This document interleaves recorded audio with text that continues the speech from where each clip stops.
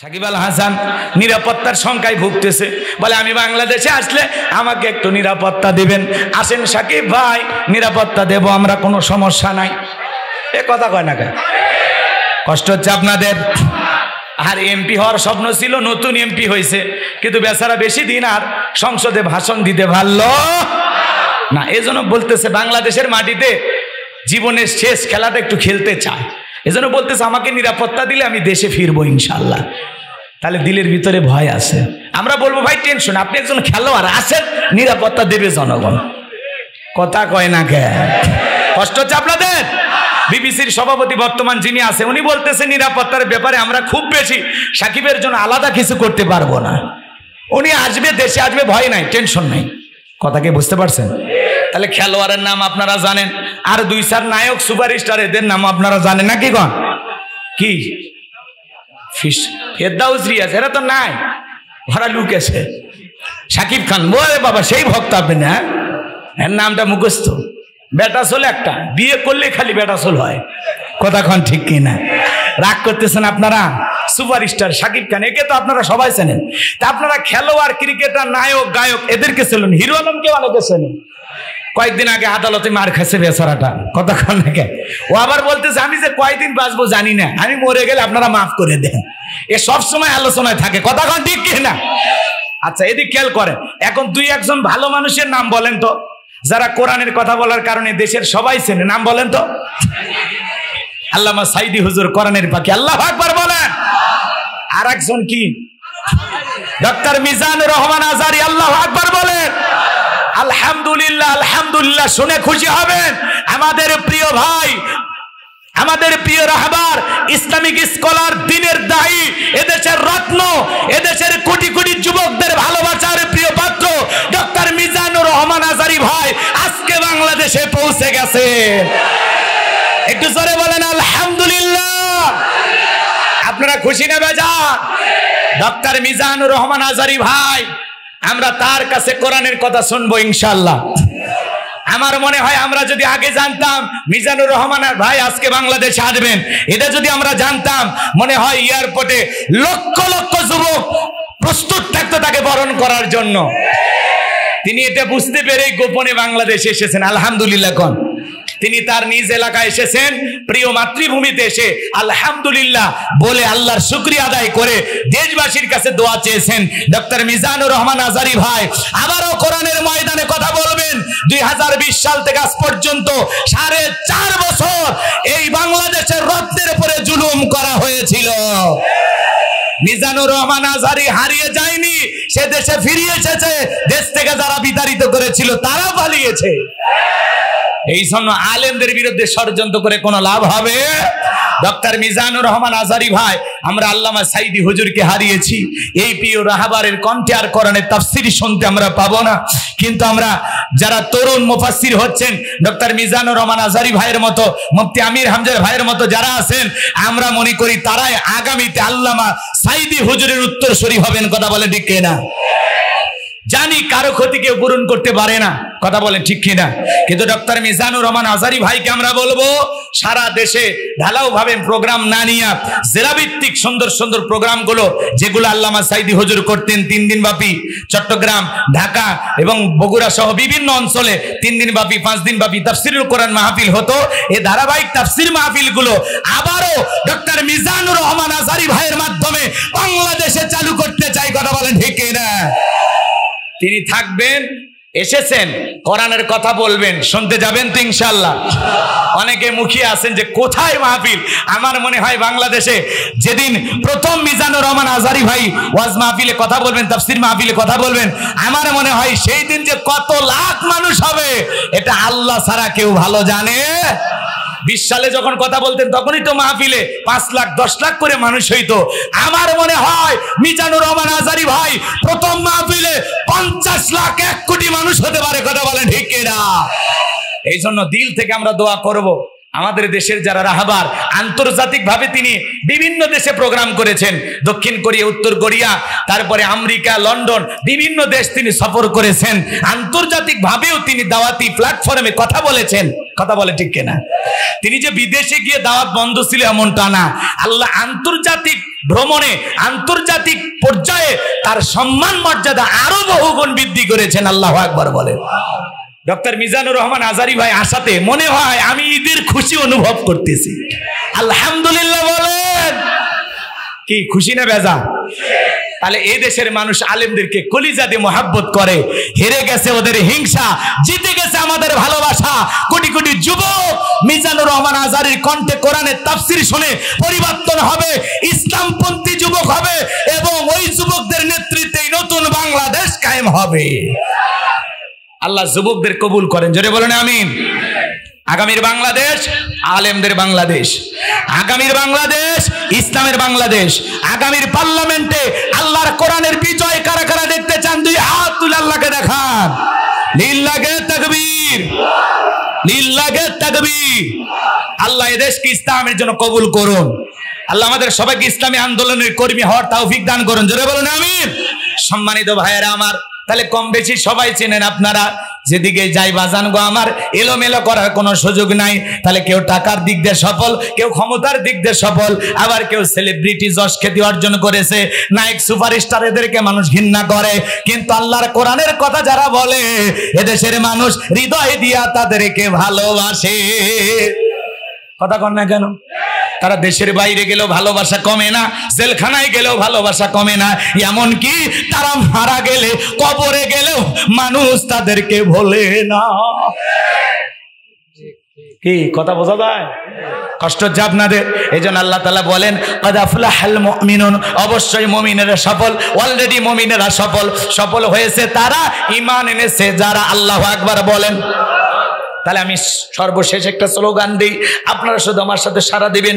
ঈমান এনেছে যারা, সফল হয়েছে তারা। ঈমানদার ব্যতীত আল্লাহর কাছে সফল হওয়ার কোনো তরিকা, কোনো পদ্ধতি আর নাই। তাহলে সহজ কথা আমি বলবো, ঈমান এনেছে যারা, আপনারা বলবেন সফল হয়েছে তারা। বলতে পারবেন না?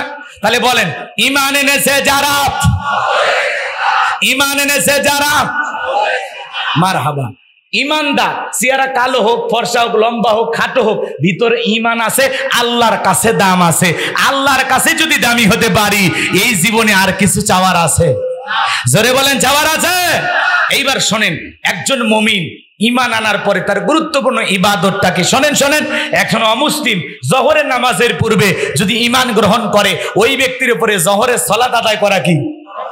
আর একটু জোরে বলেন। তার মানে আপনারা ওয়াজ বোঝেন, আলহামদুলিল্লাহ। এদিক খেয়াল করেন, একজন ব্যক্তি আসরের নামাজের পূর্বে অমুসলিম ঈমান গ্রহণ করেছে, ওই ব্যক্তির উপরে আসরের সালাত আদায় করা ফরজ। কথা বলেন ঠিক কিনা? এই জন্য ঈমান আনার পরে মুমিন জীবনের সবচেয়ে গুরুত্বপূর্ণ ইবাদতের নাম হলো সালাত। আল্লাহ যখন মুমিনদের 7টা গুণাবলী নিয়ে আলোচনা শুরু করেছেন, আমার আল্লাহ তাআলা 1 নাম্বার সালাত দিয়ে শুরু করেছেন। বলেন আল্লাহু আকবার। মুমিন বান্দার 1 নাম্বার গুণাবলী, এ যুবকে তোমরা নিরাশ হয়ে না। 4 নাম্বার গুণাবলীতে তোমাদের স্পেশাল আলোচনা আছে, ওটা খালি যুবকদের জন্য বরাদ্দ। মারহাবা খান। আমিও যুবক, তোমরাও যুবক। দেশের অবস্থা করুন, বক্তার দরকার তরুণ। কথা কন ঠিক কিনা? তবে আলহামদুলিল্লাহ এখন আমরা অনেকটা স্বাধীন। বুকের উপরে যে জগদল পাথর চেপে বসে আছিল, ওই পাথর নামে গেছে। এখন কিছুটা ফিরি ফিরি মনে হয়। কথা ভয় ভয় লাগে, ভয় ভয় লাগে। কিন্তু অনেক ভাইয়েরা একটু পরিবর্তন এখনো হতে পারেনি। কিন্তু আমরা বলবো আপনারা পরিবর্তন হয়ে যান। কথা কয় না কেন? আলেমদের মাঠে আলেমদের কথা বলতে দেন, তারা কি বলে বলতে দেন। আর আপনি যদি বলেন আলেমরা ভুলভাল বলতেছে, আর একটা মাঠ তৈরি করে আপনিও বলেন। এ কথা কয় না, কারণ বাক স্বাধীনতা থাকা লাগবে। চাচা কি বাক স্বাধীনতা থাকা লাগবে? বাক স্বাধীনতা হরণ করা যাবে না। একটা পাগল সোনা বন্ধুর গান গাইছে, গাইতে দেন। ও তো পাগল, কথা কয় না। একটা ভালো মানুষ, সে ভালো কিছু বলতেছে, বলতে দেন। কথা কয় না কেন? কে কোন দলে রাজনীতি করতেছে, করতে দেন। ওই দলকে, ওই রাষ্ট্র, মানে ওই দলকে যদি মানুষ পছন্দ করে রাষ্ট্র ক্ষমতায় বসাইতে চায়, বসায় দিক। সমস্যা কি আপনার? যে যার অবস্থান থেকে চেষ্টা চালিয়ে যান। আমরা কেউ কারো পথে বাধা দিতে যাব না, ইনশাআল্লাহ। আমরা কেউ কারো বিরুদ্ধে ষড়যন্ত্র করব মনে থাকবে তো ইনশাআল্লাহ? জি, আগামীতে কোরআনের মাহফিল বাধা হবে না, এটা আমরা বিশ্বাস রাখি। কথা কয় না কেন? কিন্তু ওই পরিবেশটা বিগত 15-16 বছর ছিল, তো এই জন্য এখনো ওই জায়গা থেকে অনেকে কাটিয়ে উঠতে পারেনি।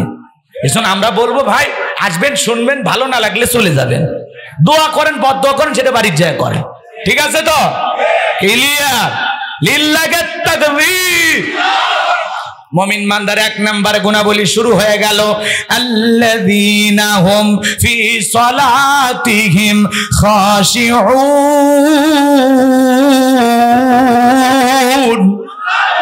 আল্লাহ রাব্বুল আলামিন বলেন মুমিন বান্দার 1 নম্বর গুণাবলী, যারা নিজেদের সালাত বিনয়ের সহিত, নম্রতার সহিত আল্লাহর ভয় নিয়ে আদায় করে। আপনি আমি যখন সালাত আদায় করব, অন্তরে ভয় থাকতে হবে কার? তাফসীর ইবনে কাসির থেকে বলছি, এই আয়াতের ব্যাখ্যায় তাফসীরকাররা লিখেছেন, আপনার আমার অন্তরের ভিতরে সুচিন্তা, কুচিন্তা, দুশ্চিন্তা, বিবির কথা, সংসারের কথা, ব্যবসা বাণিজ্যের কথা, দুনিয়াবি কোনো চিন্তা ভাবনা মনের মধ্যে রাখা যাবে না। আপনি আমি যখন নামাজের মধ্যে দাঁড়িয়ে যাব, মসজিদের ভিতরে প্রবেশ করব, দুনিয়ার সব চিন্তা ভাবনা মসজিদের বাইরে রেখে একমাত্র আল্লাহর ভয় নিয়ে সালাতে দাঁড়াইতে হবে। আপনি আমি যখন মসজিদে ঢুকবো নামাজ আদায় করার জন্য, অন্তরে ভয় থাকবে কার? ইয়া আইয়ুহাল্লাযীনা আমানুত্তাকুল্লাহ, হে ঈমানদারগণ আমি আল্লাহকে ভয় করো, হাক্কা তুকাতিহি, ভয় করার মতো ভয় করো। এজন্য আল্লাহ তাআলা বলতেছেন আল্লাযীনা হুম ফি সালাতিহিম খাশিউন, অবশ্যই মুমিনেরা সফল যারা নিজেদের সালাত বিনয়ের সহিত, নম্রতার সহিত, খুশু ভাব নিয়ে আল্লাহর ভয় নিয়ে সালাত আদায় করে। তাহলে আপনি আমি যখন নামাজে দাঁড়িয়ে যাব, অন্তরে ভয় থাকবে কার? কিভাবে ভয় করবেন, কিভাবে সালাত আদায় করবেন? বিশ্বনবী কিভাবে সালাত আদায় করতেন আপনারা কি জানেন? আম্মা জান আয়েশা ডেকে বলেন, নবীজি নামাজের ভিতরে এত লম্বা সময় দাঁড়িয়ে থাকতেন, মাঝে মাঝে তাকায় দেখতাম আমার নবীজির পা মোবারক ফুলে উঠেছে। আম্মা জান আয়েশা আরো ডেকে বলেন, নবীজি এত লম্বা সময় ধরে রুকু করতেন, সিজদা করতেন, মাঝে মাঝে মনে হয় নবীজি আর কোনোদিন সিজদা থেকে মাথা উঠাবেন না। আম্মা জান আয়েশা বলেন, একদিন রাতের বেলায় দেখি নবীজি সিজদায় গিয়ে এত কান্না করেছেন, কাঁদতে কাঁদতে সিজদার জায়গাটা ভিজে গেছেন। নবীজি যখন মাথা উঠাইলেন, আম্মা জান আয়েশা ডেকে বলেন, নবী এত কান্না কেন করলেন, কি হয়েছে আপনার? বিশ্বনবী ডেকে বলে, আয়েশা আমি তো আমার জন্য কাঁদি না, আমি কাঁদি আমার গুনাহগার উম্মতের জন্য। আমি আল্লাহর কাছে কেঁদে কেঁদে বলি, আল্লাহ আমার গুনাহগার উম্মতের গুনাহগুলো মাফ করে দাও।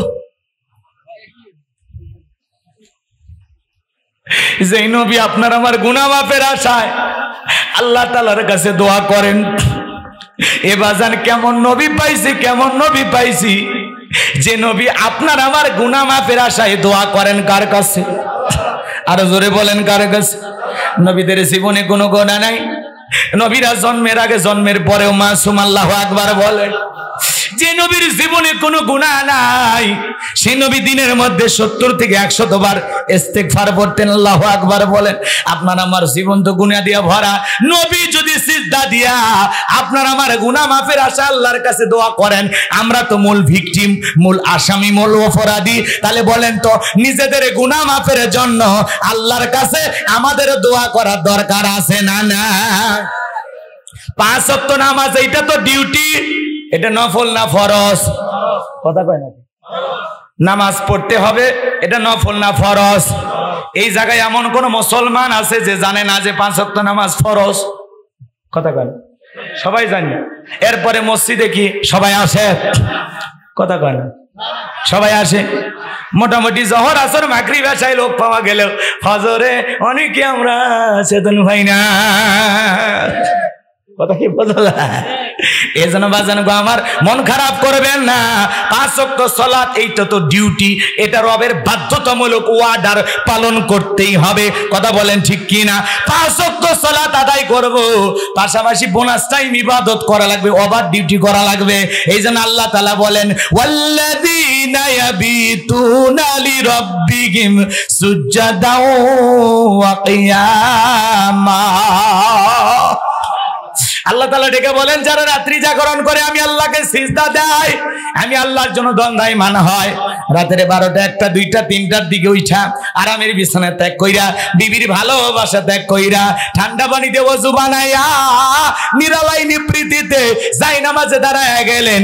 এই নামাজ দুনিয়ার কাউকে খুশি করার জন্য নয়, এই নামাজ হলো একমাত্র আল্লাহ তাআলাকে রাজি খুশি করার জন্য। কথা বলেন ঠিক কিনা? কুলিন্না সলাতি ওয়া নুসুকি ওয়া মাহইয়ায়া ওয়া মামাতি লিল্লাহি রাব্বিল আলামিন।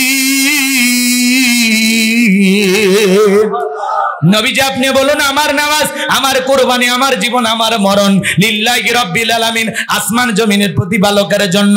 তাহলে মুমিন জীবনের সকল ইবাদত হবে আল্লাহ তাআলাকে রাজি খুশি করার জন্য। কথা বলেন ঠিক কিনা? যারা রাতের 2টা 3টার দিকে তাহাজ্জুদের নামাজে দাঁড়ায়া যায়, গভীর নিশিতে রুকুর মাধ্যমে, সিজদার মাধ্যমে, যাই নামাজে পয়সা গভীর নিশিতে আল্লাহর সাথে প্রেম করতে পারে, এদের জীবনে সফলতা, কোনো ব্যর্থতা নাই। এরা চাইতে দেরি, আমার আল্লাহ দিতে দেরি করবে না। যারা গভীর নিশিতে তাহাজ্জুদের সালাত আদায় করে, এদের জীবনের পেরেশানি থাকে না, হতাশা থাকে না, এদের মেজাজ সব সময় ফুরফুরে থাকে। বলেন আল্লাহু আকবার। তাহলে গভীর নিশিতে সিজদা দেব কার জন্য? যাই নামাজে দাঁড়াবো কার জন্য? নিরালায় নিবৃত্তিতে আপনি একা শুধু দাঁড়িয়ে কার সাথে প্রেম করতেছেন? এটা হলো আসল প্রেম। কথা কয় না কে? আল্লাহর সাথে যদি প্রেমের ভাবটা জমাইতে পারেন, যত বেশি আল্লাহকে সিজদা দিবেন তত আল্লাহর প্রিয় হতে পারবেন। কথা বলে ঠিক না? এজন্য গভীর রাশে, এই যে গভীর নিশিতে নিরালায় নিবৃত্তিতে এই আমল, এই ইবাদত আমাদের বাড়াইতে হবে। কথা বলেন ঠিক কি না? তবে শোনেন, অনেক মুরব্বী আল্লাহওয়ালারা এই ইবাদত করে, যুবকেরাও রাত্রি জাগরণ করে, তবে নামাজ পড়া নয়, সিজদা দিয়া নয়, কোরআন পড়া নয়। যুবকেরা সারা রাত ইমো মেসেঞ্জারে বান্ধবীর সাথে সেটিং করে, সারাদিন ইউটিউব ইন্টারনেট ঘাটাঘাটি করে, ইমো মেসেঞ্জারে বান্ধবীর সাথে কথা বলে। হ্যালো জান, খাইছো, ঘুমাইছো, কি করতেছো, কোন কালারে 3 পিস পরেছো, কয়বার বাথরুমে গেছো? কথা কন না? তুমি খাইছো কিনা সোনা বলো। মেয়ে যদি বলে না খাবার খাইনি, বলে কেন খাও নাই? তুমি না খেলে আমিও খাবো না। এত বড় হাইব্রিড শয়তানের যুবক, মা খাইছে কিনা খবর নাই না, বাবা খাইছে কিনা খবর নাই না, বান্ধবী না খাইলে ওই শয়তান যুবকের মুখে খাবার ওঠে না। এমন আবেগী যুবক আছে না নাই? কথা কন। সারা রাত বান্ধবীর সাথে কথা বইলা ফজরের আজান হয় যখন, ওই হাইব্রিড যুবক ঘুমাইতে যায় তখন নামাজও পড়ে না। যুবকরে, এই ঘুম ভাঙলে সকাল, না ভাঙলে পরকাল, কেমন করে ঘুমাও তুমি? ওরে শিবগঞ্জের যুবক, কেমন করে ঘুমাও তুমি? ফজর করে কাজা, এমন তো হতে পারে ও তোমার জহরে জানাজা, এমন তো হতে পারে ও তোমার জহরে জানাজা। যুবক, সাবধান হয়ে যাও, আল্লাহকে ভয় করো। আমি একটু যুবকদেরকে নিয়ে ওয়াজ করি, অনেকে অনেক কথা বলে, খারাপ লাগে। যুবকদের একটু সাইজ করার দরকার আছে না? না, যুবকদেরকে নষ্ট করলে এই মোবাইল, এই ঠেলাঠেলি, এই টাচ মোবাইল এসে যুবকের জীবন যৌবন দুটো খাইছে। এক কথা কয় না কে? কি যে পাইছে, খালি সারাদিন টানে, সারাদিন টানে। কথা কয় না কে? রাগ করছেন আপনারা? যুবক 2-1 জন ওঠা বসা করে, সাবধান থাকো, 12:30 পর্যন্ত বাধা দিচ্ছেন না, এর মধ্যে মাহফিল শেষ হবে, রাগ করেন না। তাহলে মোবাইল নষ্ট করছে যুবকদের। কথা বলে ঠিক কি না? তাহলে যুবকদের উদ্দেশ্যে কি 2-1 মিনিট বলবো? রাগ করবেন না তো? আবার 4 নম্বরে যাও, যুবকদের সাইজ করবো। কথা কন ঠিক কি না? দেশে মোবাইল আইছে, সিটি বন্ধ হইয়াছে, দেশে মোবাইল আইছে, সিটি বন্ধ হইয়াছে, দিওয়ানা বানাইছে, পোলা মাইয়ার মনের কথা ভাসে বাতাসে। বলবো বলবো, পোলা মাইয়ার মনের কথা ভাসে বাতাসে, দেশে মোবাইল আইছে, সিটি বন্ধ হইয়াছে, দিওয়ানা বানাইছে, পোলা মাইয়ার মনের কথা ভাসে বাতাসে। ও দেখো পোলা পানের মন বাদা ফেসবুকে এখন, মোবাইলে চ্যাটিং কইরা কাটাই সারাক্ষণ। ও দেখো ছেলে মেয়ের মন বাদা ফেসবুকে এখন, মোবাইলে চ্যাটিং কইরা কাটাই সারাক্ষণ।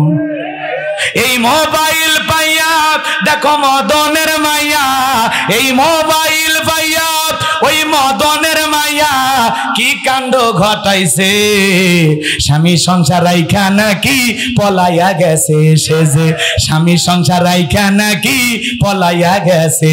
দেশে মোবাইল আইছে সিটি বন্ধ হইয়াছে, দিওয়ানা বানাইছে, পোলা মাইয়ার মনের কথা ভাসে বাতাসে। ও দেখো টিকটক আসিয়া সব গেল ভাসিয়া, ও দেশে টিকটক আসিয়া সব গেল ভাসিয়া, সিদ্দিক সোরা নায়ক হইছে আইডি খুলিয়া। এই মোবাইলে হাই কি জাদু আছে ভাই, এই মোবাইলে হাই কি জাদু আছে ভাই, পোলা পান বুইজাছে, পড়ালেখা তুইলা রাখছে সপ্তম আকাশে, লেখাপড়া তুইলা রাখছে সপ্তম আকাশে। দেশে মোবাইল আইছে সিটি বন্ধ হইয়াছে, দিওয়ানা বানাইছে, পোলা মাইয়ার মনের কথা ভাসে বাতাসে। লিল্লাহি তাকবীর। খারাপ কিছু কইছি? যুগ উপযোগী কথা কোন ঠিক কিনা? এই জন্য অনেকে বলে গোলাম রব্বানী হুজুর গান গায়, এরকম গান দুই একটা আমি গাই, দাওয়াত দিলে দেন, না দিলে সমস্যা নাই। এই জন্য যুবকেরা যে কি খুশি হইছি আপনারা বুঝতে পারতেছেন না। লিল্লাহি তাকবীর। ভাইরা আমার গভীর মনোযোগ দিয়ে শোনেন, আল্লাহ রাব্বুল আলামিন বলেন আল্লাযীনা হুম ফি সলাতিহিম খাশিউন, যারা নিজেদের সালাত বিনয়ের সহিত নম্রতার সহিত আল্লাহর ভয় নিয়ে আদায় করে। তাহলে আপনি আমি সালাত আদায় করব, অন্তরে ভয় থাকবে কার? এবার যান তাহাজ্জুদের যাই নামাজে সিজদা দিয়া নিজের গুনাহ খাতের মাফের আশায় আল্লাহ তাআলার কাছে দোয়া করতে হবে, জিন্দেগীর গুনাহ মাফ চাইতে হবে, আর এই কঠিন জাহান্নামের আগুন থেকে আল্লাহ তাআলার কাছে প্রার্থনা করতে হবে, রব্বানা সরিফান্না আযাবা জাহান্নাম ইন্না আযাবাহা কানা গরামা। হে আমাদের রব, ওই কঠিন ভয়ঙ্কর জাহান্নামের আগুন থেকে আমাদের মুক্তি দাও, ওই জাহান্নামের আযাব শাস্তি আমরা সহ্য করতে পারবো না। ইন্নাহা সাআত মুস্তাকাররা ওয়া মুকামা, নিশ্চয়ই আবাসস্থল হিসাবে জাহান্নাম কত না নিকৃষ্টতম একটা স্থান। জাহান্নাম সুখের জায়গা না, ওইটা হলো যন্ত্রণার কারখানা। এইজন্য আল্লাহ রাব্বুল আলামিন বলেন ইন্না জাহান্নামা কানাত মিরসাদা লিত্তাগিনা মাআবা লাবিসিনা ফিহা আহকাবা লা ইয়াযুকুনা ফিহা বারদাও ওয়ালা শারাবা ইল্লা হামিমাও ওয়া গাসসাকা। আল্লাহ রাব্বুল আলামিন বলেন ইন্না জাহান্নামা কানাত মিরসাদা, নিশ্চয়ই জাহান্নাম ওত পেতে রয়েছে ফুলসিরাতের কিনারায়। এই জাহান্নাম ওত পেতে রয়েছে আল্লাহর অবাধ্য নাফরমান গুনাহগার বান্দাদের ধরার জন্য। এটা হলো তাদের থাকার আবাসস্থল। এই জাহান্নামের আগুনে যারা জ্বলবে, ওই জাহান্নামের আগুন দুনিয়ার আগুনের চাইতে 70 গুণ পাওয়ার বেশি। এ বাজান গো আমার, 3000 বছর আল্লাহ তাআলা জাহান্নামের আগুন জ্বালায় রাখছেন। বাজান গো আমার, ওই জাহান্নামের আগুনে যারা জ্বলবে পুড়বে, জ্বলতে জ্বলতে জ্বলতে জ্বলতে পুড়তে পুড়তে জাহান্নামীরা ক্লান্ত হইয়া ক্ষুধার্ত হয়ে বলবে আল্লাহ খাবার দাও, খাবার দাও। আল্লাহ ফেরেশতাদেরকে অর্ডার দেবে আমার জাহান্নামী বান্দাদেরকে জাহান্নামের তলদেশে এক ধরনের খাবারের চাষ করা হবে, যেই ফলের নাম হবে জাক্কুম, কাঁটাযুক্ত ফল। ওই ফলটা যখন খাদ্য হিসেবে জাহান্নামীদের হাতে হাতে পরিবেশন করা হবে, ওই ফলটা পাওয়া মাত্রই খাবার মনে করে জাহান্নামীরা যখন গলার ভিতরে দেবে, ওই কাঁটাযুক্ত জাক্কুম ফল গলার মাঝামাঝি আটকে যাবে, ভিতরেও যাবে না, বাইরে বাজবে না। যত গলা নাড়াচাড়া করবে কাঁটাগুলো ফুটবে আর ফুটবে, জাহান্নামীরা চটপট করবে, কান্নাকাটি করবে। আল্লাহ জাহান্নামী বান্দাকে এই ফল খাওয়াইতে দিয়েছে ক্ষুধা মিটানোর জন্য না, জাহান্নামী বান্দার শাস্তি আরো বেশি বৃদ্ধি করার জন্য। এইবার জাহান্নামীরা চিৎকার মেরে ডেকে বলবে আল্লাহ এ কেমন ফল খাইতে দিলা, ভিতরেও যায় না, বাইরেও আসে না, যত গলা নাড়াচাড়া করি কাটাগুলো পটে আর যন্ত্রণা হয়। আল্লাহ পানি দাও, পানি দাও, পানি দাও। জাহান্নামীরা যখন পানি পানি বলে চিৎকার মারবে, আমার আল্লাহ বলেন লা ইয়াযুকুনা ফিহা বারদান ওয়ালা শারাবা, তাদেরকে ঠান্ডা কোনো পানি দেওয়া হবে না, মিনারেল ওয়াটার দেওয়া হবে না। যে পানি পান করে জাহান্নামী তার বুকের জ্বালা তৃষ্ণাকে নিবারণ করতে পারে এমন কোন সুস্বাদু পানির ব্যবস্থা জাহান্নামের ভিতরে নাই। কেমন পানি দেবে আল্লাহ পররাতে স্পষ্ট করে জানিয়ে দিলেন, ইল্লা হামিমাও ওয়া গাসসাকা, এমন উত্তপ্ত ফুটান্ত গরম পানি দেওয়া হবে যা ব্যতীত কিছুই নয়। ও বগুড়ার বাবাজিরা, দেগের ভিতরে বড় বড় ফোড়া হয়, ফাটায় দিলে ভিতর থেকে কি বের হয়? লেবুর রস। ওর নাম কি? পুষ। কি বের হয় বলেন? পুষ। হাসপাতাল থেকে এক গ্লাস সংগ্রহ করে দেব, 50,000 টাকা দিলে কেউ এক গ্লাস খাবেন? জোরে বলেন। 1 লাখ দিলে বুঝি খাবেন? শুনে ঘৃণা লাগতেছে, সিসি হুজুর এটাই কি খাবার? এটা জাহান্নামীদের খাবার। ইল্লা হামিমাও ওয়া গাসসাকা, সূরা নাবার 25 নম্বর আয়াত। আল্লাহ বলতেছেন সেদিন যখন তারা জাহান্নামের ভিতরে পানি চাইবে, আল্লাহ গাসসাকা, এমন উত্তপ্ত ফুটান্ত গরম পানি তাদেরকে পরিবেশন করা হবে। ওই পানি পান করা মাত্রই জাহান্নামীদের লাড়ি ভুড়িগুলো গলে গলে পিছনের রাস্তা দিয়ে বের হয়ে যাবে। জোরে নাউযুবিল্লাহ। আমার ভাইরা, ওই পানিটা এত গরম, চেহারার সামনে নিলে চেহারাটা ঝলসে যাবে, দেখে গোস্তগুলো গজে গজে পড়বে। জাহান্নাম বড় কঠিন জায়গা, জাহান্নামের ভয়াবহ শাস্তি আপনার আমার পক্ষে সহ্য করা সম্ভব নয়। জাহান্নামীরা জাহান্নামে থাকতে থাকতে আল্লাহ তাআলার কাছে 3টা জিনিস চাইবে। আল্লাহকে ডেকে বলবে, আল্লাহ আর সহ্য হয় না, আমাদের মৃত্যু দাও, মৃত্যু দাও, মৃত্যু দাও। কিন্তু জাহান্নামীদেরকে বলেন তো আল্লাহ কি মৃত্যু দেবে? 1 নাম্বার ওরা মৃত্যু চাইবে, আল্লাহ মৃত্যু দেবে না। এইবার 2 নাম্বার বলবে, আল্লাহ মৃত্যু যদি না দাও অন্তত 24 ঘন্টার মধ্যে 2-1 ঘন্টা আযাব কমায় দাও, মাসের মধ্যে 2-1 দিন আযাব কমায় দাও, অথবা একটা দিনের মধ্যে কয়েকটা মিনিটের জন্য আযাব বন্ধ করে দাও। সেটাও সম্ভব হবে? জোরে বলেন হবে?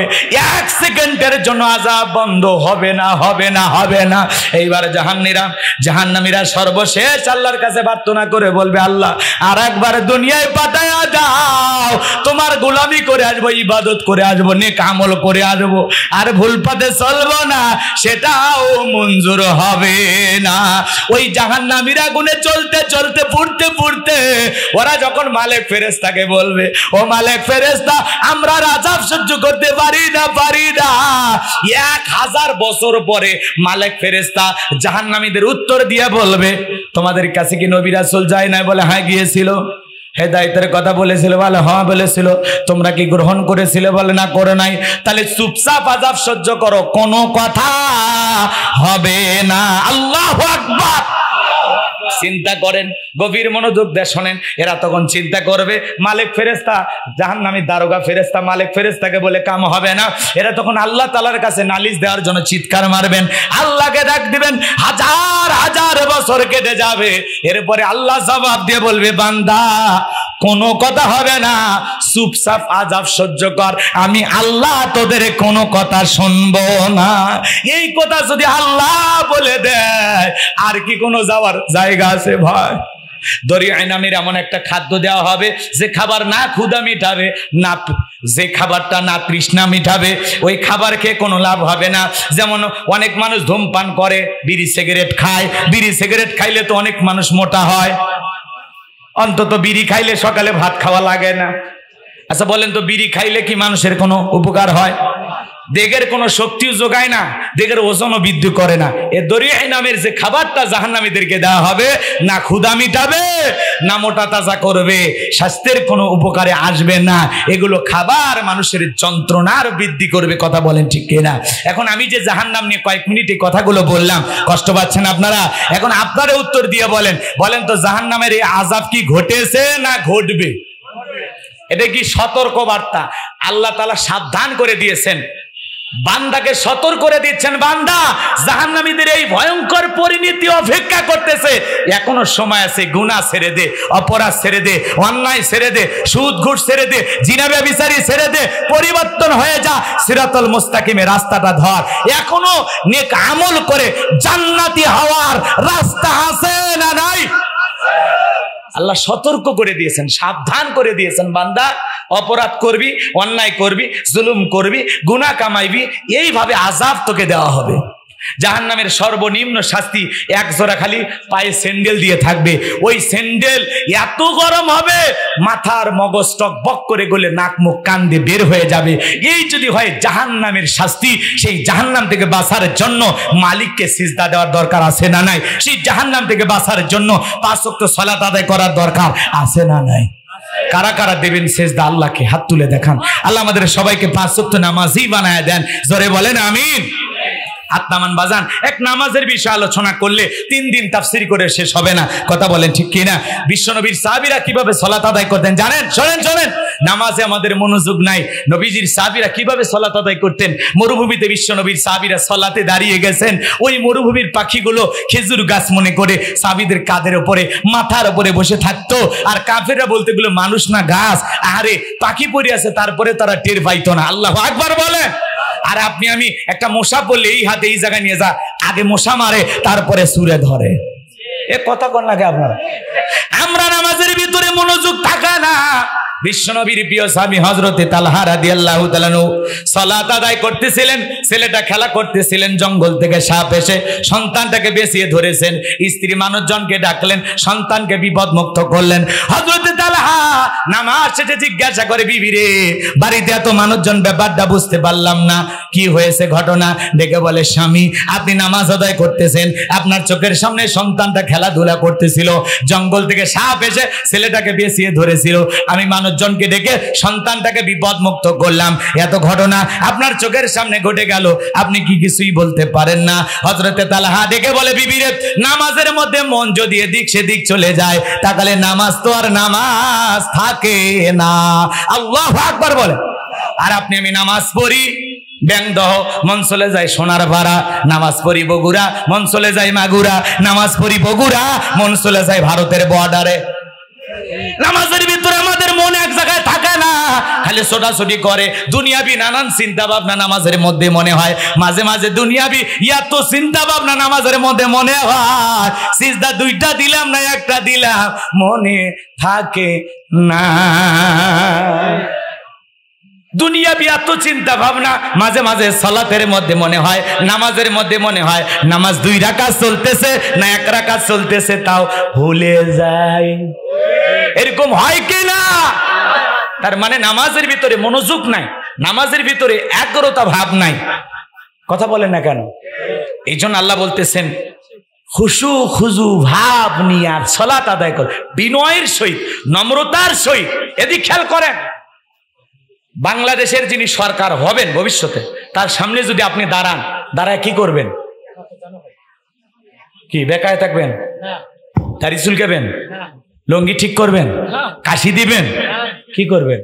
ভদ্রভাবে এমন ভাবে দাঁড়াবেন যাতে প্রধানমন্ত্রী বা সরকারের সাথে কোনো বেয়াদবি, একটা রাজা বাচ্চার সামনে যেরকম ভদ্রতা নম্রতার সহিত আপনি দাঁড়িয়ে তাকে যতটুকু সম্মান দেন, যতটুকু সম্মান প্রদর্শন করেন, ঠিক সালাতের ভিতরে তার চাইতে কয়েক কোটি নম্রতা ভদ্রতা নিয়ে আল্লাহর ভয় নিয়ে সালাতে দাঁড়াইতে হবে। নামাজের মধ্যে দাঁড়াইয়া দাড়ি চুলকেন, টুপি ঠিক করা, মোবাইল রিসিভ করে বলে 2 রাকাত চলতেছে, ওরে ডিজিটাল নামাজি। এগুলো সালাত হবে? আমাদের মুরব্বীরা কিছু আছে এত তাড়াহুড়ো করে ওযু করে, এক চাচা মিয়া এত তাড়াহুড়ো করে ওযু করছে, এক ঠ্যাং না ধুয়ে মসজিদে ঢুকছে, তাই সালা মসজিদ পিছলে খায়া, চাচা একদিক লঙ্গি একদিক, তাও বলে আল্লাহু আকবার। মানুষ কয় চাচাকে লঙ্গি ঠিক করেন, কয় আগে জামাত ধরি। আছে না? না, এমন তাড়াহুড়ো করে নামাজ পড়লে হবে না, নামাজ পড়তে হবে সময় নিয়ে। এমন নামাজি আছে 2 মিনিটে 2 রাকাত শেষ। কথা কন না কেন? ইমাম আর মুসল্লি জহরের 4 রাকাত সুন্নতের নিয়ত বেঁধেছে, ইমামের 2 রাকাত হওয়ার আগে মুসল্লি 4 রাকাত শেষ। হুজুর তখন জিজ্ঞাসা করছে, বাবাজি এত তাড়াতাড়ি করে নামাজ পড়লেন, ব্যাপারটা কি? তখন বলে, হুজুর আপনাদের চর্চা কম। হুজুরেরই বলি চর্চা কম। এরকম হাইব্রিড নামাজিও আছে না নাই? রমজান মাস আসলে মনে হয় প্রত্যেকটা মসজিদে নামাজের প্রতিযোগিতা শুরু হয়, 20 মিনিটে 20 টাকা শেষ। এগুলো নামাজ না তামাশা, আল্লাহ ছাড়া কেউ জানে না। কথা বলে ঠিক কি না? নামাজ পড়তে হবে বিনয়ের সহিত, রুকুটা সিজদাটা সুন্দর করে পড়তে হবে। আল্লাহ রাসূল বলেছে দুনিয়ার সবচেয়ে বড় চোর কে? যে নামাজ চুরি করে। সাহাবীরা বলেন হুজুর নামাজ আবার কেমনি চুরি করে? বলে সঠিকভাবে যে রুকু সিজদা করে না। কথা বলেন না কেন? কিয়ামতের ময়দানে সর্বপ্রথম সলাতের হিসাব নেবেন। কথা কয় না কে? তাহলে সেই সলাতটা সুন্দরভাবে আল্লাহকে রাজি খুশি করার জন্য হোক না 2 মিনিটে 2 রাকাত না, আমরা প্রয়োজনে 5 মিনিটে 2 রাকাত পড়বো, প্রয়োজনে 4 রাকাত পড়তে 10 মিনিট লাগাবো। আল্লাহর ভয়ে বিনয়ের সহিত নম্রতার সহিত কারা কারা সলাত আদায় করবেন হাত তুলে আল্লাহকে দেখান। আল্লাহ আমাদের সবাইকে 5 ওয়াক্ত নামাজি বানায় দেন। যেভাবে নামাজ পড়লে আপনি খুশি হবেন সেইভাবে সলাতে মনোযোগ নিয়ে সলাত আদায় করার তৌফিক দান করেন। জোরে বলেন আমিন। আরো জোরে বলেন আমিন। এখন নামাজ যদি নামাজের মতো হয় কি হবে জানেন? ফালিয়াবুদু রাব্ব হাযাল বাইত আল্লাযী আত'আমাহুম মিন জু ওয়া আমানাহুম মিন খাউফ। আল্লাহ বলেন এই ঘরের মালিকের ইবাদত করো। ইবাদত যদি ইবাদতের মতো হয়, নামাজ যদি নামাজের মতো হয়, বান্দা আমি আল্লাহ 2টা জিনিস তোদেরকে দেব। 1 নাম্বার, তোর রিজিকের টেনশন করা লাগবে না। যে ব্যক্তি সালাতের মতো আদায় করবে ওই বান্দাকে আল্লাহ না খাওয়ায় রাখবে না, আল্লাহ রিজিকের ব্যবস্থা নেবেন। সুবহানাল্লাহ জোরে বলেন। আর 2 নাম্বার, আল্লাহ বলে বান্দা তোর জীবনের কোনো ভয় থাকবে না, নিরাপত্তাহীনতায় ভুগতে হবে না। যে সমাজের সবাই নামাজি হয়ে যাবে, এ ভাই ওই সমাজে কোনোদিন দুর্নীতি হবে না, সাদাবাজি হবে না। আমরা আজকে নিরাপত্তাহীনতায় ভুগতেছি। মেয়েটা স্কুলে গেল, ভালোভাবে ফিরবে নাকি কারো লালসার শিকার হবে? কথা বলেন, কথা কয় না? মেয়েটা কলেজে গেল, একা একা ফিরবে নাকি স্বামী সাথী নিয়ে ফিরবে? আপনার আমার কোনো গ্যারান্টি নেই। কথা বলে ঠিক কিনা? কারণ আজকে পরিবারের ভিতরে ইসলাম নাই। হাজী সাহেব মেয়েটা কলেজ ইউনিভার্সিটিতে পড়াশোনা করে, বলে মা তোমার পড়াশোনা শেষ হইলে উত্তরপাড়া আর একটা হাজী আছে, 2 হাজী মিলে বিয়ে হব, খুব আশা করেছি তোমার বিয়ে দেব। মেয়ে তখন বলতেছে আব্বা আপনি আমার বিয়ে নিয়ে টেনশন করতেছেন কেন? ও কাম তো আমি 3 বছর আগে সেরেছি। কথা কয় না কে? এরকম আছে না নাই? বাজান গো লম্বা হবে, লম্বা করব না, সংক্ষিপ্ত কথা বলে দিয়ে যায়। তাহলে 5 ওয়াক্ত সালাত আদায় করব ইনশাআল্লাহ, ধীরস্থির ভাবে নামাজ নামাজের মতো পড়বো ইনশাআল্লাহ। এবার 2 নাম্বার গুণাবলী আল্লাহ রাব্বুল আলামিন বলেন ওয়াল্লাযীনা হুম আনিল লাগবি মুরিদুন। 2 নাম্বার গুণা বলি, মুমিন বান্দা অনার্থক কথাবার্তা বলবে না। জবান আছে যা খুশি তাই বলা যাবে না।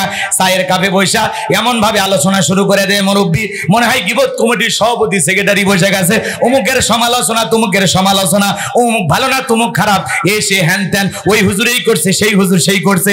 বাইরে মানুষের সমালোচনা করে কি লাভ? নিজের আত্মসমালোচনা করেন, নিজের জীবনের তুলুটি তাস করেন, নিজেকে সংশোধন করার জন্য কাজ করেন। মানুষের সমালোচনা করবে যারা, ওয়াকুন্না নাখুদু মাআল খাইদিন, সমালোচনাকারী না যাবে জাহান্নামে। কোথায় কোথায়? সূরা মুদ্দাসির। কোন সূরা? ওয়াকুন্না নাখুদু মাআল খাইদিন। যারা সমালোচনা করি, সমালোচনায় ব্যস্ত থাকে, এরা জাহান্নামে যাবে। জবান দিয়ে যা খুশি তাই বলা যাবে না। এলাকার সব মহিলা মানুষ পুরুষ মানুষের তত্ত্ব ওনার কাছে, মনে হয় বাপ রে বাপ সিআইডি দায়িত্ব পালন করতেছে। এ ভাই মানুষের সমালোচনা করে আপনার লাভটা কি? এই জবান আল্লাহ দিয়েছেন, কি মনে করেন যা খুশি তাই বলবেন? মোবাইলে কথা বলেন, রিচার্জ করা লাগে, চার্জ লাগে, আর আল্লাহর জবান দিয়ে কথা বলতেছেন, রিচার্জ করা লাগে না, চার্জ লাগে না। কি মনে করেন? আল্লাহ বলেন মা ইয়ালফিজু মিন কাউলিন ইল্লা লাদাইহি রাকিবুন আতীদ। বান্দা এমন কোন কথা বলে না যে কথা রেকর্ড করার জন্য আমার ফেরেশতারা নাই। আপনার জবানের প্রত্যেকটা কথা রেকর্ড করা হচ্ছে। এই জন্য আল্লাহ বলতেছে অনার্থক কথাবার্তা বলা যাবে না, অপ্রয়োজনীয় কথাবার্তা বলা যাবে না। প্রয়োজন যতটুকু কথা বলতে হবে ততটুকু। মুমিন বান্দা জবান দিয়ে সে কথা বলবে যে কথা বললে সওয়াব হয়। কথা ক্লিয়ার? তাহলে আজে বাজে গল্প আজ থেকে হবে। চা খাচ্ছেন চুপচাপ খান, সুবহানাল্লাহ জিকির করেন, আলহামদুলিল্লাহ বলেন, আল্লাহু আকবার বলেন, আল্লাহ শুকরিয়া আদায় করেন। আপনি কি করবেন? এ অমুকের বউ নাকি শুনলাম এই হয়েছে, তো হয়েছে তোর কি? তোর বউ সামলা। এ কথা কয় না। কার বউ? তোর বউ সামলা। বেটা ফাজিল, মানুষের সমালোচনা কর। অমুক হুজুর ইয়ে করছে, বিয়ে করছে, তুই কি হয়েছে? তোর কি সমস্যা? বিয়ে বেশি করে করা লাগবে। এ কথা কয় না কে? কিন্তু লিমিট যে কটা আছে ও কটা, 4টের বাইরে যাওয়া যাবে না। কথা কয় না কে? হুজুরেরা বিয়ে করে, পরকিয়া করে না। কথা কন, রাগ করতেছেন আপনারা? হুজুরি আমনি বিয়ে করে না, হুজুরের আছে। কথা কন। অনেক যুবক আছে, বেশি কথা বলায় না, তোমাদের আমি সব জানি, কিন্তু বলতেছি না। বউ আছে আর ওইদিকে বাইরে 8-10টা মেয়ের সাথে টাইম পাস করে, ওইটা কি হালাল না হারাম? জোরে 4 নাম্বার গুলো যুবকদের সাইজ করবো। আগে বলছি না, দাঁড়ান, এদিক সেদিক যাচ্ছি না, খালি হালকা করে টাচ দিচ্ছি। লিল্লাহি তাকবীর। তাহলে জবান দিয়ে যা খুশি তাই বলা যাবে। মুমিন বান্দা জবান দিয়ে সে কথা বলবে যে কথা বললে সব হয়। 2 নাম্বার গুনাহ বলি, অনার্থক কাজ করা যাবে না।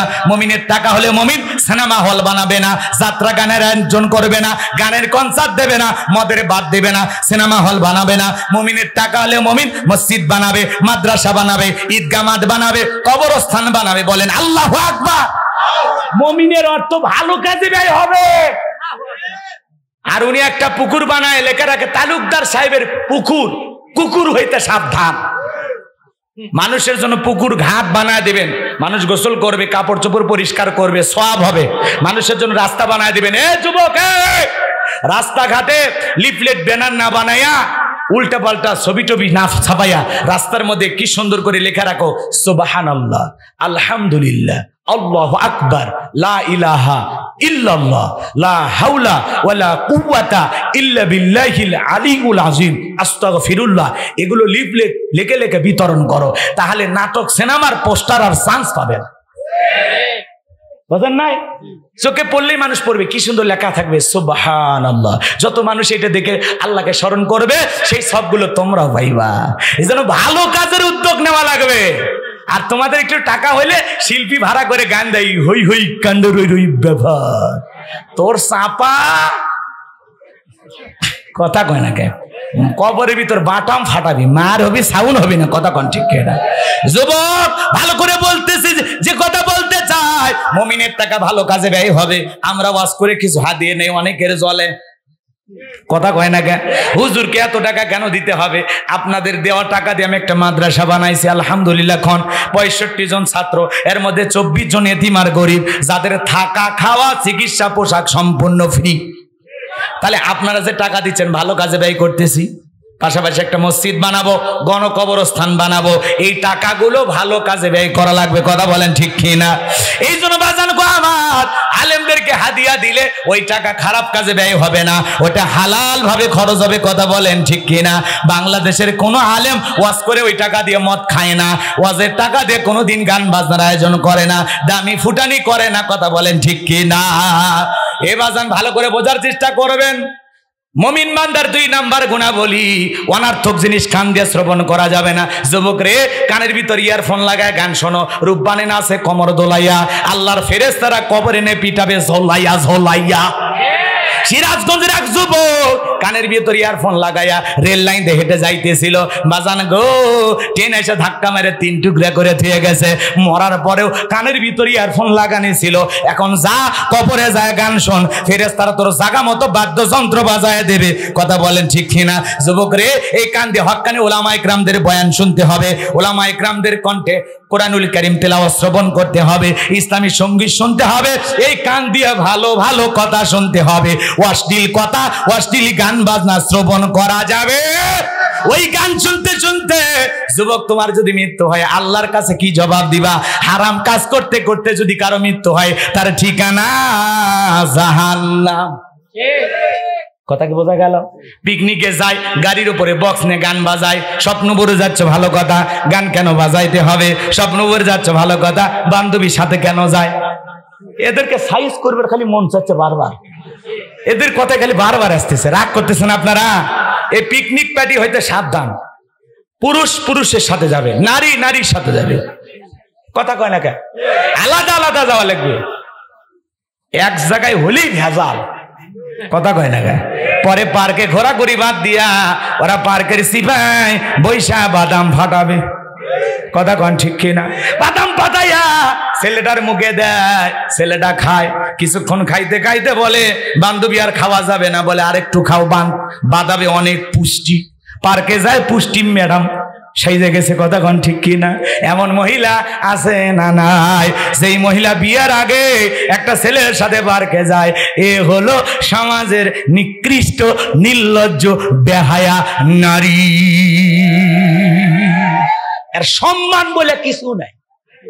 এ কথা কর, এই যে তোর সাথে একাই যায় তা না, আরো 2-4 জন থাকতে পারে। একটু অপেক্ষা করো। মুমিন বান্দার 2 নাম্বার গুণাবলী, মুমিন বান্দা সেই কথা বলবে যে কথা বললে সব হয়। মুমিন বান্দা সেই কাজ চালু করবে যে কাজ চালু করলে সব হয়। মুমিন বান্দা সেই জিনিসগুলো শ্রবণ করবে যেটা শুনলে সব হয়। এক কথায় সব আছে যেখানে আর গুনাহ আছে যেখানে। তাহলে আল্লাহর ভয়ে সকল গুনাহ থেকে বেঁচে থাকবো তো ইনশাআল্লাহ। এইবার মুমিন বান্দার 3 নাম্বার গুণাবলী, ওয়াল্লাযীনা হুম লিয-যাকাতি ফাঈলুন। মুমিন বান্দার 3 নাম্বার গুণাবলী, আল্লাহ যদি মুমিন বান্দাকে নেশাব পরিমাণে সম্পদের মালিক বানায়া দেয়, মুমিন বান্দাকে আল্লাহ যদি ধনী বানায়া দেয়, মুমিন বান্দা সক্রিয়ভাবে হিসাব করে করে কয় লাখ টাকার কয় হাজার টাকা যাকাত আসবে, কয় কোটি টাকার কয় লাখ টাকা যাকাত আসবে, হিসাব করে করে মুমিন বান্দা বছরে যাকাত দেবে কয়বার? একবার। জোরে বলেন কয়বার? যাকাত দেওয়া নফল না ফরজ? যাকাত দেওয়া ফরজ। সালাত আদায় করা যেমন ফরজ, যাকাত দেওয়া তেমনি ফরজ। যাকাত হলো আর্থিক ইবাদত, অর্থনৈতিক ইবাদত। আল্লাহু আকবার বলেন। এদিক মনোযোগ দিয়ে শোনেন, যাকাত আল্লাহ কেন দিলেন? যাকাত আসছে দারিদ্রতা বিমোচন করার জন্য, যাকাত আসছে অভাব মুক্ত সমাজ রাষ্ট্র দেশ গড়ার জন্য, যাকাত আসছে এই সমাজে পথে পড়ে থাকা অবহেলায় পড়ে থাকা মানুষের অধিকার প্রতিষ্ঠিত করার জন্য, যাকাত আসছে রাস্তার এপারে 10 তালা আর এপারে গাছতলা তার ব্যবধানকে দূর করার জন্য, যাকাত আসছে সমাজের অবহেলিত মানুষের অধিকার প্রতিষ্ঠিত করার জন্য। এই জন্য বাজান গো আমার, যাকাত ভিত্তিক অর্থনীতি চালু করা লাগবে। কিন্তু বাংলাদেশের অর্থনীতি যাকাত ভিত্তিক না সুদ ভিত্তিক। এই সুদ ভিত্তিক অর্থনীতি হালাল না হারাম? এই হারাম অর্থনীতি দিয়া কিয়ামত পর্যন্ত কেউ দারিদ্র মুক্ত বাংলাদেশ গড়তে পারবে না। দারিদ্র মুক্ত বাংলাদেশ গড়তে হলে যাকাত ভিত্তিক অর্থনীতি চালু করা লাগবে। কথা কয় না? আচ্ছা বলেন তো, সুদ হালাল না হারাম জানেন না আপনারা? ওয়াহাল্লাল্লাহুল বাইআ ওয়া হাররামার রিবা। আল্লাহ ব্যবসাকে হালাল করেছেন, সুদকে করেছেন হারাম। কথা কয় না কে? ব্যবসা করলে পুঁজি বৃদ্ধি পায়, আর অনেকে মনে করে সুদ দিলে তো টাকা বাড়ে। কারেন্ট সুদ, 1 সপ্তাহে এত টাকা দিতে হবে, এরকম সুদ আপনাদের এলাকায় অবশ্য নাই না। শিবগঞ্জ কিছু এলাকায় সুদ নাই, আমি এটা মোটামুটি গ্যারান্টি দিয়েই বলতে পারি। এ ভাই, যারা সুদ খায়, সুদ দেয় নেয়, এই যে মানুষগুলো কেন করতেছেন এটা? এ টাকা কি করবেন? কথা কয় না। হালাল ইনকাম করেন। সুদের বৃদ্ধিকে আল্লাহ ধ্বংস করে, আর দান সদকার বৃদ্ধিকে আল্লাহ বহুগুণ বাড়ায় দেয়। সুবহানাল্লাহ বলেন। আপনি মনে করতেছেন চাকচক করতেছে টাকা সব ধ্বংস করে দিবেন কে? কে কে?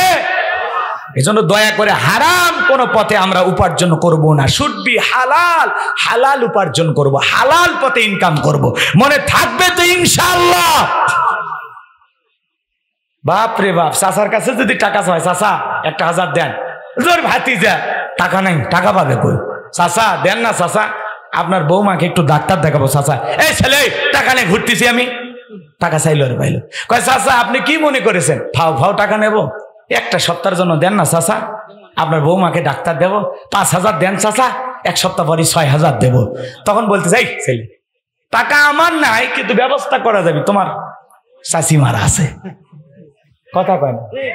তুমি যেহেতু বলছো বিপদে পড়ছো, আসো সহযোগিতা করি, 1 সপ্তাহ পরে দিবে তো? কথা ঠিক তো? হ্যাঁ ঠিক থাকবে। 5000 দিল, 1 সপ্তাহ পর কত? 6000। এগুলো নাকি কারেন্ট সুদ, মানে খুব তাড়াতাড়ি বাড়ে। জলে জলে তো কবরেও জ্বলবি, জাহান্নামেও জ্বলবি। কথা কম বেটা, হারাম হারাম খাইতেছো, কি দরকার? না খায় মরে যা, তাও হারাম খাস না রে বেটা। কথা কয় না? কি করবা, কি করবা? রাগ করিয়েন না, রাগ করিয়েন না।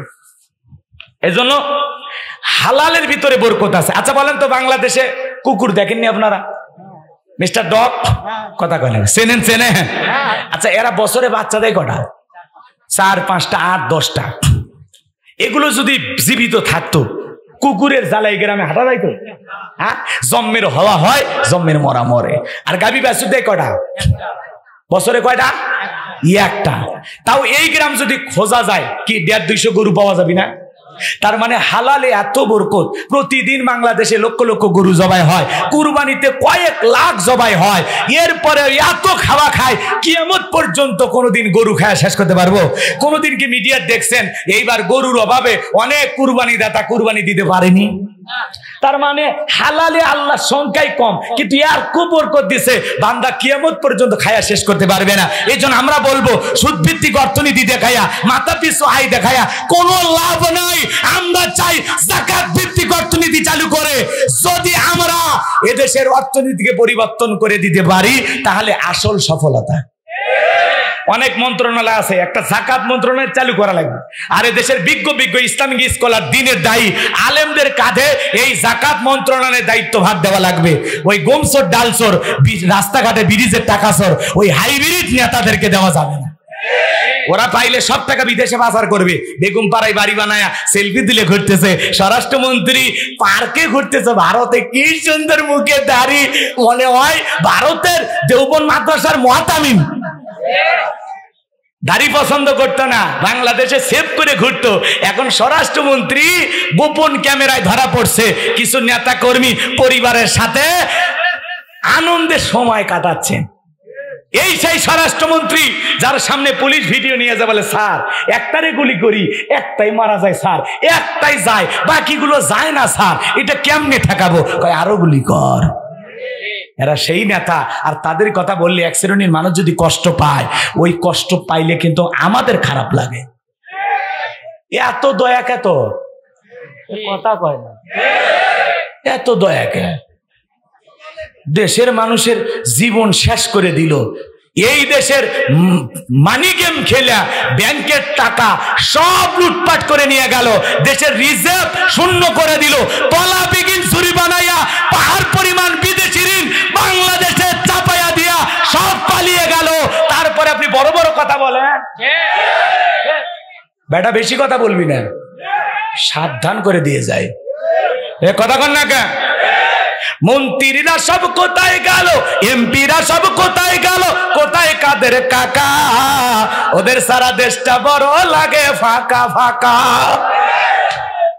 আইন মন্ত্রী আটকে গেল আইনেরই ফাঁকে, দাড়ি সারা দরবেশকে ভণ্ড ভণ্ড লাগে। বেটা F R Rahman, Salman F Rahman দেখেননি? দাড়ি কাটিয়ে একেবারে মুসি মেতরের মতো, আর সিয়ারা থেকে মনে হচ্ছে এটা মুসলমান। এরা বলে দরবেশ। এরা দরবেশ না শয়তান? কথা কন। এই সালমান এফ রহমান আবার বলে কোরআনের কিছু কিছু জায়গায় সমস্যা আছে। বেটা তোর চরিত্রে সমস্যা, তোর মাথায় সমস্যা। কোরআনের সমস্যা, তোর বিশাল পণ্ডিত হয়ে গেছ। ও আবার বলতেছে আমাকে ছেড়ে দেন, দেশ ঠিক করে দেব। তোর ঠিক করা লাগবে, তোকে একটা সাইজ করা লাগবে। কথা কন ঠিক কিনা? এরা দেশের 12টা বেজে দিছে। এস আলম গ্রুপ এদেশের অর্থনীতি ইসলামী ব্যাংকে ধ্বংস করে দিছে। কথা বলে ঠিক কিনা? ইসলামী ব্যাংক আমাদের ব্যাংক। কথা কন না কে? একটা জনগণের আস্থার জায়গা। এদেশে ওরা জোর করে বসে সব টাকা লুটপাট করে নিয়ে গেছে। এই দেশের অর্থনীতি যারা ধ্বংস করে দিল তাদের পক্ষে ছাপাই গাও। এ কথা কন না কে? কি কথা চলবে? বিরক্ত হেন না, বাস্তবতার আলোকে একটু ঝাড়া লাগবি। মনে অনেক ক্ষোভ জমে আছে। কথা কন ঠিক কিনা? খালি আল্লাহ মাথা গরম করবেন নিষেধ করছে। তাছাড়া আমি তো কথা কই, বুঝা গেছে? ঠান্ডা থাকলাম, আইনের হাতে ছেড়ে দিলাম, দেখি আইনে কি বিচার হয়। সাংবাদিক কি জানো ওনার নাম? আমার দেশ পত্রিকার সাংবাদিক মাহমুদুর রহমান। ওনাকে জেলখানায় গ্রেফতার করে রাখা হয়েছে। উনি এই স্বৈরাচারী জালেম শাসকের নির্যাতনের শিকার, দেশের বাইরে ছিলেন। উনি দেশে আসা মাত্রই আদালতে সম্মান দেখাইয়া তিনি হাজিরা দিতে গেছেন। তাকে জেল হাজতে পাঠানো হয়েছে। আসিফ নজরুল, তিনি আইন উপদেষ্টা, তার কাছে আমরা অনুরোধের ভাষাই বলবো, এদেশের একজন গর্বিত সাংবাদিক মাহমুদুর রহমানকে দ্রুত ছেড়ে দিতে হবে। সকল মামলা প্রত্যাহার করে তাকে জামিনে মুক্ত করে দিতে হবে। কথা বলেন ঠিক কিনা? এরা সাহসী কলম যোদ্ধা। এদেশে তাদের অবদান আছে, কথা কয় না কেন? মাহমুদুর রহমান সাহেবকে ছেড়ে দেন, ভালো ভালো যত মানুষ এখনো জেলখানা আছে সবগুলোকে ছেড়ে দেন, কথা কয় না কেন? মিজানুর রহমান আজারি ভাই দেশে এসেছে, যারা বিএনপি করে এরা চাই তারেক রহমানও দেশে আসুক, নাকি কন? নিয়ে আসেন, সমস্যা নাই, এন পরিবেশ ঠান্ডা আছে, কথা কন ঠিক কিনা? রাগ করতেছেন অনেকে। আমি একটা ওয়াজ করেছিলাম, রাগ করতেছেন? স্ট্যাটু নিয়ে, এই যে জয় সাহেব গেঞ্জি পরে, দেখেননি আপনারা? কথা কন না কেন? দুই সাইডে দুইটা, দেখছেন আপনারা? টেটু না ট্যাটু ভাই? আচ্ছা, স্ট্যাটু বলেন আর টেটু বলেন আর ট্যাটু বলেন, যেটাই বলেন।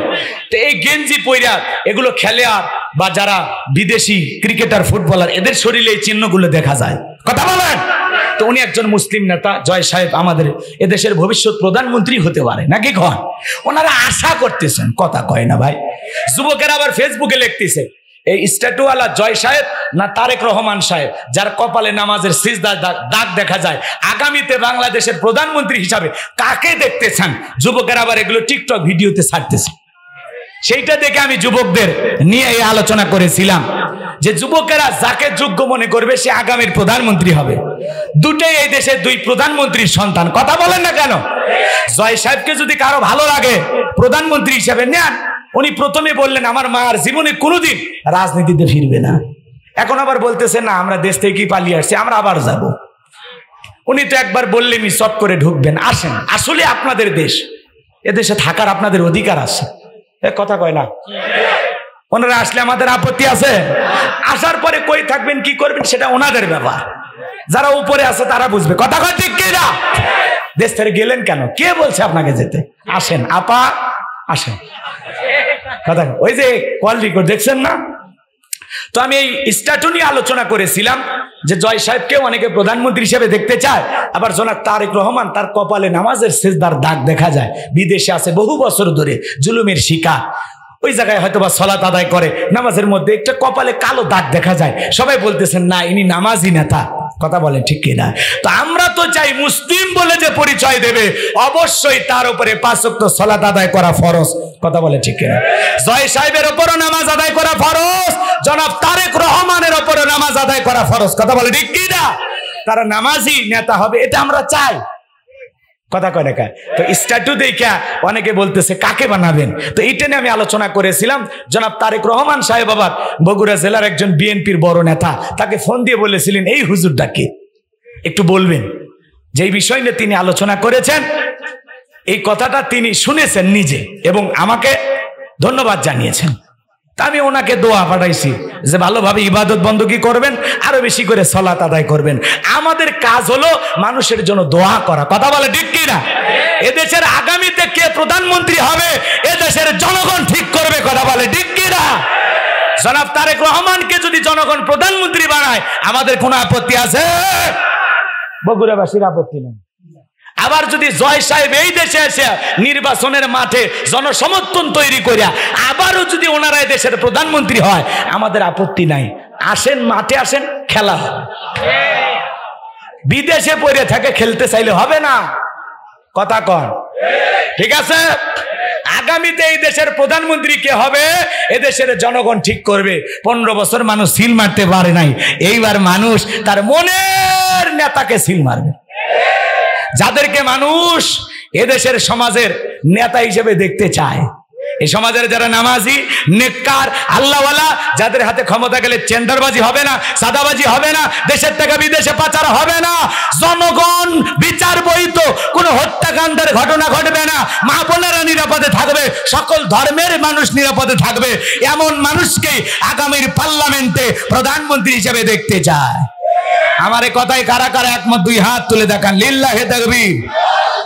হাত নামান ভাই, আমরা সবার জন্য দোয়া করি, আমাদের দিলটা অনেক বড়, সবাই ভালো হয়ে যান, সবাই কি হয়ে যান? ভালো হয়ে যান। জায়গা ধনির ব্যাংকে কত টাকা আছে, বালিশের নিচে কত আছে, খাটের নিচে কত আছে, বইয়ের অ্যাকাউন্টে কত আছে, মেয়ের অ্যাকাউন্টে কত আছে, সব টাকা হিসাব নিকাশ কইরা ধনীকে বলবে আপনার যাকাত আসছে 2,99,12,500 টাকা দেন। ধনী দিতে চাইবে না, যাকাত আদায় করা লাগবে। এমনও ধনী আছে 1 কোটি টাকা জাকাত আছে, 5-10 লাখ টাকা জাকাত দিয়া নিজের 90 লাখ টাকা জাকাত নিজেই মারিয়া খায়। এমনও ধনী আছে 10 লাখ টাকা জাকাত 2-3 লাখ টাকা মানুষকে দিয়া নিজের 7 লাখ টাকা জাকাত নিজেই মেরে খায়। এদেশের অধিকাংশ ধনীরা হিসাব করে জাকাত দিতে চায় না। এই জন্য বাংলাদেশে জাকাত ভিত্তিক অর্থনীতি চালু করে ধনীদের তালিকা করে জাকাত আদায় করে জাকাত কালেকশন কইরা আবার গরিবদের তালিকা করে জাকাতের যে 8টা খাদের কথা আল্লাহ বলেছেন, এই খাদের আওতাভুক্ত যারা যারা হয় তাদের তালিকা করে জাকাত বন্টন করে যদি দেওয়া হয়, এইভাবে 10 বছর জাকাত আদায় করা আর জাকাত যদি বন্টন করা হয়, 10 বছর পরে বাংলাদেশে জাকাত খাওয়ার জন্য একজন গরিব মানুষও খুঁজে পাওয়া যাবে না। চিৎকার মেরে বলেন আল্লাহু আকবার। আপনার জাকাত আসছে 5 লাখ টাকা, 10 জন 20 জন 50 100 জনকে দিন না, এই ছেলেকে 1 লাখ টাকা দেন, দিয়ে একটা অটো ভ্যান কিনে দেন, এর ভাগ্যের উন্নতি হয়ে যাবে, ওর একটা কর্মস্থানে ব্যবস্থা হবে, ওর বেকারত্ব দূর হবে। কথা বলেন ঠিক কিনা? এই ছেলেটা বসে আছে, ওরে জাকাতের 1-1.5 লাখ টাকা দিয়া সোনারপাড়া বাজার একটা দোকান দিয়ে দেন, ও দোকানদারি করে ভাগ্যের চাকা ঘুরাবে। কথা বলেন। বিধবা মহিলার শাড়ি দিয়ে কি লাভ? কিছু মানুষ এমন শাড়ি লঙ্গি দেয়, 5000 শাড়ি লঙ্গি নিয়ে আসছে, অমুক নেতা সারা গালি বদনা, স্কুল মাঠে মানুষ হয়ে গেছে 50,000। কথা কয় না কেন? ঠেলাঠেলি গুতাগুতি করে কয়েকজন মারা গেছে। যে জাকাতের শাড়ি লঙ্গি বিতরণ করতে গিয়ে মানুষ মারছে, এর জাকাত কি কবুল হবে? মানুষ হত্যাকারী গুনাহ নিয়ে জাহান্নামে যেতে হবে। কথা বলেন ঠিক কিনা? আর এমন লঙ্গি দেয়, নিজের পরনে থাকা আমানসা লঙ্গি 500 টাকা 1000 টাকা দাম, আর গরিবকে দেয় 200 টাকা লিটন লঙ্গি, পরে থাকলে ওরা জান্নাত জাহান্নাম সব দেখা যায়। নিজের বউরে পরা 2000-5000 টাকা দামের শাড়ি, আর গরিব মহিলাকে দেয় 300 টাকা দামের শাড়ি, ধুয়ে দিলে শাড়ি না মশারি খুঁজে পাওয়া যায় না। এই বড় লোক, এই শাড়ি তোমার বউরে পরায়ও, এই শাড়ি তোমার মারে পরায়ও। কথা কম। এই শাড়ি তোমার মেয়েরে পরায়ও। পারবেন? পারবেন না। তাহলে ওই মহিলাকে ওই শাড়ি কেন দিচ্ছেন? তারও তো ইজ্জতের দাম আছে। কথা বলেন। এমন শাড়ি দেয়, ধুয়ে দিলে শাড়ি না মশারি খুঁজে পাওয়া যায় না। ও ধনী ভাই, শাড়ি না দিয়ে একটা সেলাই মেশিন কিনে দেন, 2টা ছাগল কিনে দেন, 2টা গাভী গরু কিনে দেন, এগুলো লালন পালন করে ওই বিধবা অসহায় ভাগ্যের চাকা ঘুরাবে, তার জীবন পরিবর্তন হবে। জাকাতের অর্থ দিয়া মানুষের কর্মস্থানের ব্যবস্থা করতে হবে। এজন্য মানুষ জাকাত দিতে চায় না, জাকাত আদায় করা লাগবে। আল্লাহ নবী মুসার নাম শুনেননি? 2 মিনিট একটা ঘটনা বলবো, বিরক্ত হবেন না। আল্লাহ নবী নাম মুসা আলাইহিস সালাম কারুনকে যা বলে, কারুন জাকাত দিতে হবে, কারুন ডেকে বলে আমি জাকাত দেব না। আল্লাহ নবী মুসা ডেকে বলে, কারুন জাকাত না দিলে জাকাত আদায় করা হবে। নবী মুসার রাগ কম না বেশি? যে নবী রেগে গেলে মাথা টুপি ভেদ করে চুল খাড়া হয়ে যায়। আল্লাহর পয়গাম্বার যখন বললেন জাকাত দিতে হবে, চোখে মুখে রাগ দেখে কারুন বলে কত টাকা জাকাত দিতে হবে? পয়গাম্বার বলে 2.5% জাকাত দিতে হবে। এইবার কারুন হিসাব নিকাশ করার জন্য কয়েকদিন টাইম চাইলো। আল্লাহ নবী মুসা চলে গেলেন। এইবার কারুন হিসাব নিকাশ করা শুরু করে দিলেন। এই কারুনকে আল্লাহ পাক এত সম্পদ দিয়েছিলেন, 70টা উট লাগতো চাবি বহন করতে। চাবি যদি এত হয় তালা কত, আর তালা যদি এত হয় সিন্ধুকে মাল কত? ছোট মাথায় ধরবে না। কারণ এইবার হিসাব নিকাশ করে দেখে কয়েক হাজার কর্মচারী দিয়া সারাদিন সারা রাত যদি জাকাতের টাকা দেওয়া হয়, এরপরে টাকা দিয়ে শেষ হবে না। এমনি তো কৃপণ পায়ে স্যান্ডেল দেয় না ক্ষয় যাবে বলে, গায়ে জামা পরে না ছিঁড়ে যাবে বলে, সেই কৃপণ কি এত টাকা জাকাত দিতে পারে? কথা কন্যা কে? সে তখন একটা ষড়যন্ত্র করলো। এলাকা একটা 2 নাম্বার মহিলা ছিল, নাম হলো সবদা। এই সবদা নামের পতিতার কাছে যা বলে, সবদা 2 বস্তা টাকা তোর দেব, অ্যাডভান্স হিসাবে 1 বস্তা টাকা দিলাম, আর আগামীকালকে সাক্ষী দেওয়ার পরে আর 1 বস্তা টাকা দেব। বিনিময়ে আল্লাহ নবী মুসা আলাইহিস সালাম ভরা মজলিসে হাজার হাজার জনতার সামনে যখন আল্লাহর পথে মানুষকে দাওয়াত দিবে, ওই ভরা মজলিসে দাঁড়ায়া একবার শুধু বলবা, নবী মুসা দিনের বেলা ওয়াজ করে আর রাতের বেলা আমি সবদার সাথে রাত কাটাই, বাস এতটুকু কথা বললে যথেষ্ট, বাকি যা করার আমি করব। সবদা রাজি হয়ে গেল। পরের দিন সকালবেলা আল্লাহ নবী মুসা আলাইহিস সালাম হাজার হাজার জনতার সামনে ওয়াজ করতেছেন। ওই ভরা মজলিসে হাজার হাজার জনতা ওয়াজ শুনতেছে। সবদা নামের সেই মহিলা আলোচনা শুনতে গিয়া হৃদয়টা নরম হয়ে গেছে। নবী মুসার বয়ান শুইনা চোখ দিয়া পানি ঝরতেছে। কারণ ইশারা দিয়ে বলে তাড়াতাড়ি দাঁড়াও, যে কায়দায় বয়ান করতেছে সব তো কালেমা পড়ে মুসলমান হয়ে যাবে। সবদা বলে আর একটু শুনি। দুইজন লোক পাঠায় দিল, তাড়াতাড়ি করে সবদাকে জোর করে দাঁড় করায় দাও। দুইজন লোক এসে বলে নেতা গতকাল রাত্রিতে 1 বস্তা টাকা দিয়েছে, আর 1 বস্তা টাকা রেডি আছে, তাড়াতাড়ি সাক্ষীটা দিয়ে টাকার বস্তা নিয়ে বাড়িতে চলে যাও। সবদা বলে আর একটু শুনি। বলে না, শুনতে দেওয়া যাবে না। দুইজন 2 হাত ধরে ভরা মজলিসে সবদাকে জোর করে দাঁড় করে দিল। যখন কারণ লাভ মেরে দাঁড়ায় বলে মুসা ওয়াজ বন্ধ কর, তাকায় দেখ 2 নাম্বার মহিলা দাঁড়াইছে। মহিলাটা 2 নাম্বার না 1 নাম্বার কে জানে? রতনে রতন সেনে মুসা নবী কে জানে?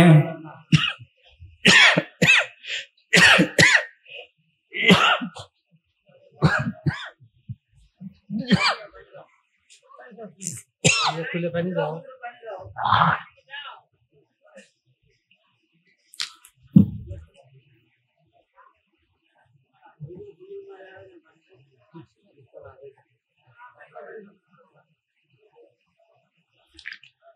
কষ্ট হয় বাজান।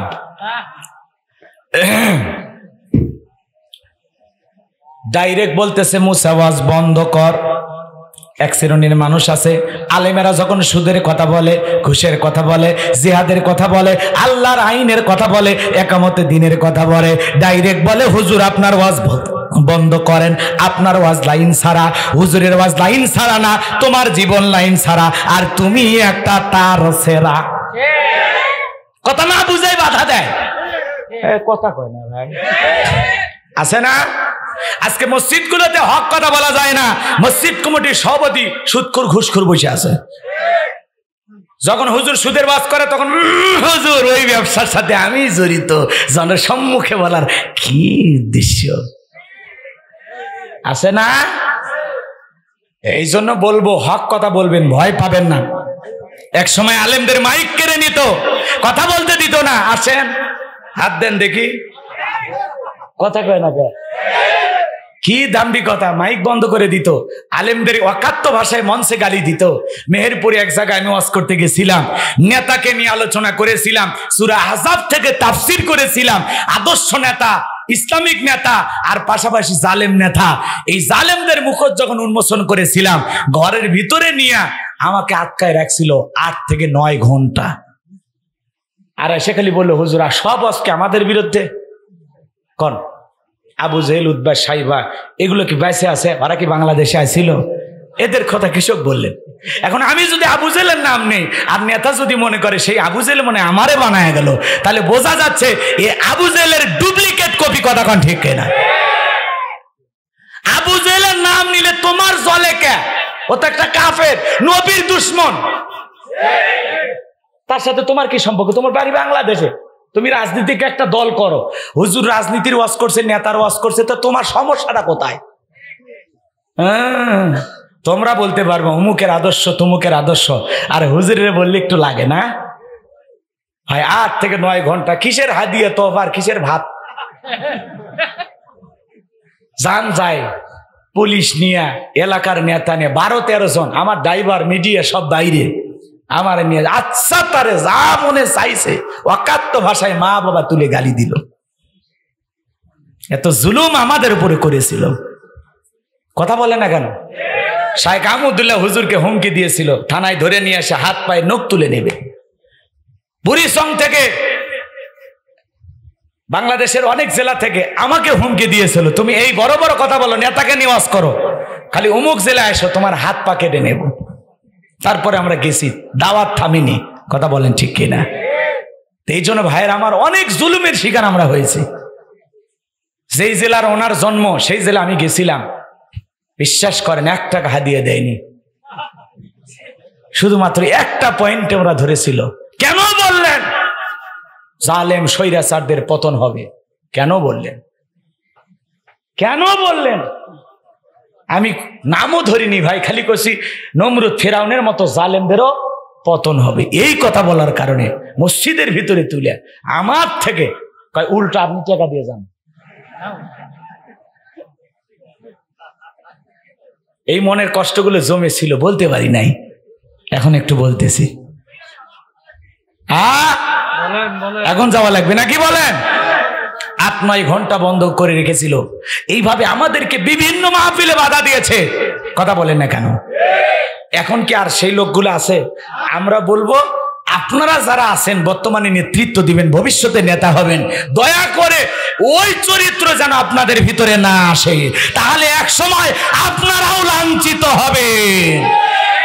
কথা সাবধানে বলা লাগে কি? ঠিক আছে?